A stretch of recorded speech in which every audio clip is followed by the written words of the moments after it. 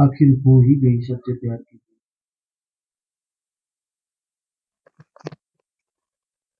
कृष और निशा दोनों ही एक दूसरे को बहुत चाहते थे।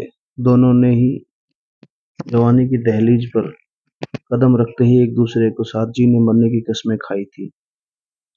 लेकिन उस समय आज की तरह का नया जमाना नहीं था। निशा की शादी उसके माता पिता ने अपनी मर्जी से कर दी और कृष चाह कर भी कुछ नहीं कर सका। उधर कृष के घर वालों ने भी कृष की शादी कर दी।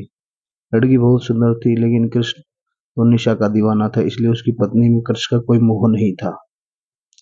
अब निशा अब अपने परिवार की जिम्मेदारियों में व्यस्त हो गई थी और कृष भी अपनी नापसंद लड़की की शादियों यापन करने लगा था।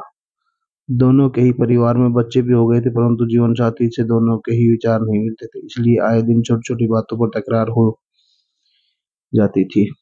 कालांतर में दोनों ने ही अपने बच्चों की शादी करके अपनी जिम्मेदारी पूरी कर ली थी। अब तो परिवार में अपने जीवन साथी से लड़ाई झगड़े के अलावा और कोई दूसरा काम रह ही नहीं गया था। इसलिए दोनों ने ही अपने अपने जीवन साथी से विधिवत तलाक ले लिया। तब तक नया जमाना भी आ गया था, इंटरनेट का युग था और शायद भगवान को भी यही मंजूर था। एक दिन कृष्ण और निशा दोनों ही इंटरनेट के जरिए फिर एक दूसरे से जुड़ गए।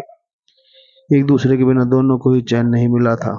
ऐसा लगता था कि दोनों को पूर्वजन्म का कोई रिश्ता रहा होगा। दोनों की घंटों नेट पर बातें होती थी। अब एक दिन वो समय भी आया कि दोनों ने फिर से विवाह के सूत्र बंध गए। दोनों में अब जवानी जैसा रूप और लावण्य नहीं था, मगर दिलों में बेइंतहा प्यार था। दोनों ही बहुत खुश थे, क्योंकि असली प्यार तो दिलों में ही निवास करता है और अंत में सच्चा प्यार की जीत हुई। अब तो दोनों ने भगवान का शुक्रिया अदा किया और कहा कि हे ऊपर वाले, तेरे घर तेरे है मगर अंधेर नहीं। धन्यवाद। Thanks for watching, listening.